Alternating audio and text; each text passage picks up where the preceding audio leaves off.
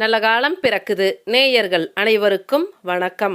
எதிலும் விவேகத்துடன் செயல்படும் மீனம் ராசி அன்பர்களே, இதுவரை குடும்பஸ்தானமான 2ஆம் ராசியில் இருந்து வந்த குரு பகவான் சித்திரை மாதம் 18ஆம் நாள் முதல் சகோதரஸ்தானமான 3ஆம் வீட்டில் சஞ்சாரம் செய்ய இருக்கின்றார்.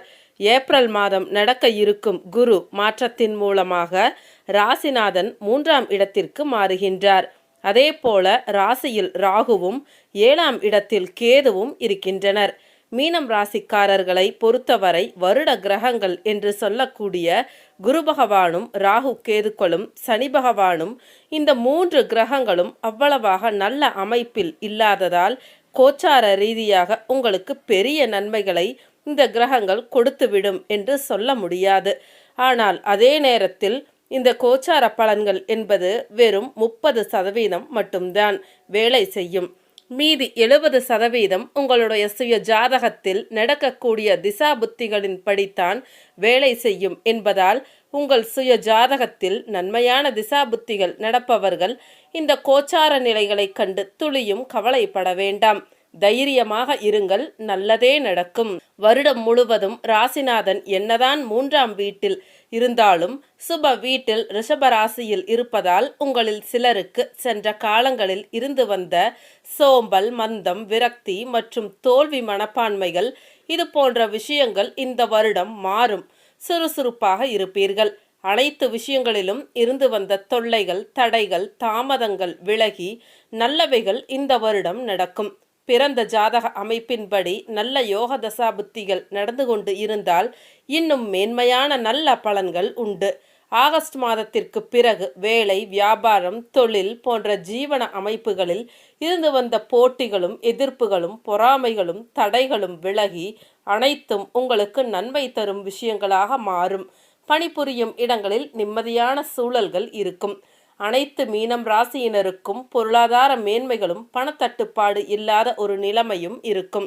குறிப்பாக கடனை திருப்பி தருவதாக உறுதி அளித்திருந்த நாளுக்கு முன்னதாகவே அதை செலுத்த முடியும். ஒருவருக்கு உதவி செய்வதாக வாக்கு கொடுத்தால் நிறைவேற்றுவீர்கள்.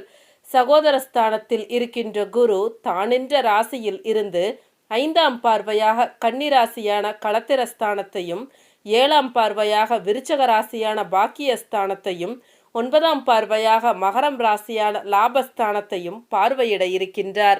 குரு 5ஆம் பார்வையாக களத்திரஸ்தானத்தை பார்ப்பதால் தம்பதிகளுக்குள் புரிதல்கள் ஏற்படும்.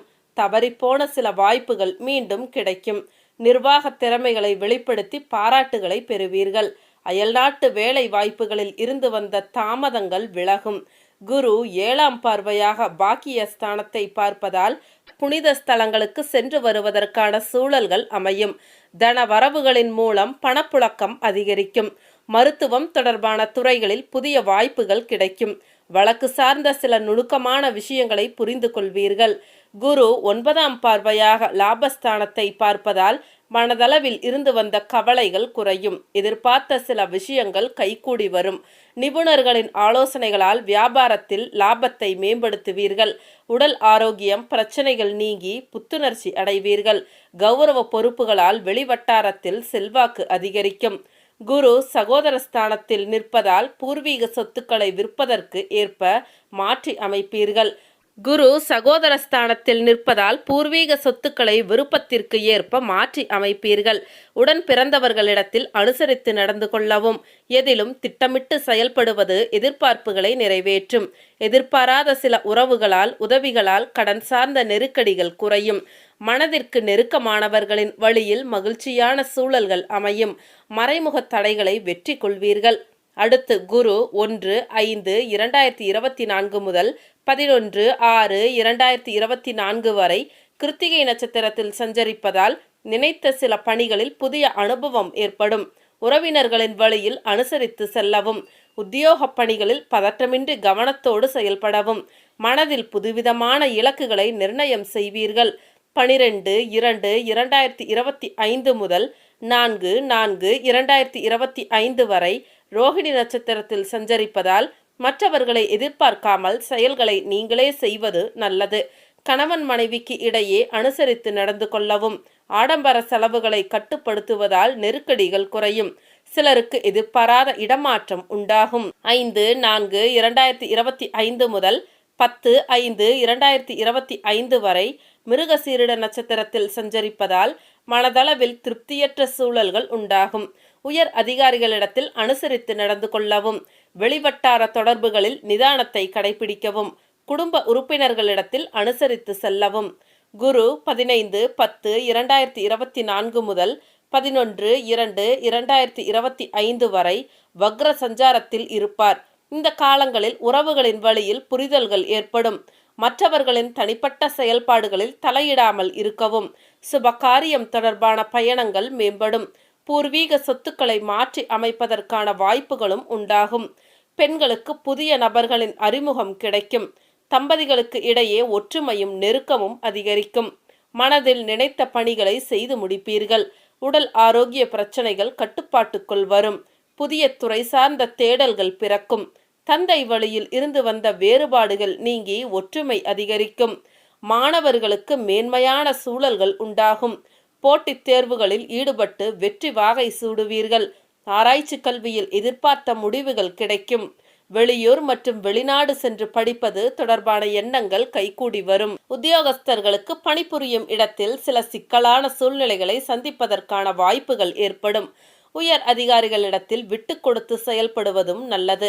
எதிர்பார்த்த இடமாற்றங்கள் கிடைப்பதில் விரயமும் தாமதமும் ஏற்படும். வேலை மாற்றம் தொடர்பான செயல்களில் சிந்தித்து செயல்படுவதும் நல்லது. வியாபாரிகளுக்கு வியாபாரம் நிமித்தமான அலைச்சல்கள் அதிகரிக்கும். கூட்டாளிகளிடத்தில் அனுசரித்து செல்வதும் நல்லது. எதையும் சமாளிக்கும் மனப்பக்குவத்தால் போட்டிகளை வெற்றி கொள்வீர்கள். மறைமுக தடைகளால் கிடைக்க வேண்டிய சில வாய்ப்புகள் தாமதமாகத்தான் கிடைக்கும். அரசு வழியில் எதிர்பார்த்த உதவிகள் சாதகமாக அமையும். கலைத்துறையில் இருப்பவர்களுக்கு அனுகூலமான சூழல்கள் உண்டாகும். உடன் இருப்பவர்களின் ஒத்துழைப்புகளால் புதிய வாய்ப்புகள் கிடைக்கும். மூத்த கலைஞர்களின் ஆலோசனைகள் நல்ல மாற்றத்தை ஏற்படுத்தும். திறமைக்கு உண்டான பாராட்டுகளும் மதிப்புகளும் கிடைக்கும். அரசியல்வாதிகளுக்கு கட்சி தொடர்பான பயணங்கள் அதிகரிக்கும். உயர்மட்ட அதிகாரிகளின் எண்ணங்களை புரிந்து கொள்வீர்கள். வரவுகளில் இருந்து வந்த தாமதங்கள் விலகும். குடும்பத்தினரிடையே ஒத்துழைப்பு கிடைக்கும். நடைபெற இருக்கின்ற குரு பெயர்ச்சியால் உயர் அதிகாரிகளின் ஒத்துழைப்பாலும் சேமிப்புகளின் மூலமாகவும் முன்னேற்றத்தை உருவாக்குவீர்கள். நடைபெற இருக்கின்ற குரு பெயர்ச்சியால் புதிய தொழில்நுட்பம் சார்ந்த விஷயங்களில் சற்று கவனத்தோடு இருப்பது பயனற்ற விரயங்களை தவிர்க்கும். வழிபாடு: வெள்ளிக்கிழமை தோறும் மகாலட்சுமியை வழிபாடு செய்து வர முயற்சிகளில் இருந்து வந்த தடைகளும் மனக்குழப்பமும் நீங்கி தெளிவுகள் பிறக்கும். மொத்தத்தில் நீண்ட நாட்களாக புரியாத சில விஷயங்களில் தெளிவுகள் ஏற்படும். சரிங்க, மீண்டும் அடுத்த ஒரு வீடியோ பதிவில் சந்திக்கலாம். அனைவருக்கும் வணக்கம்.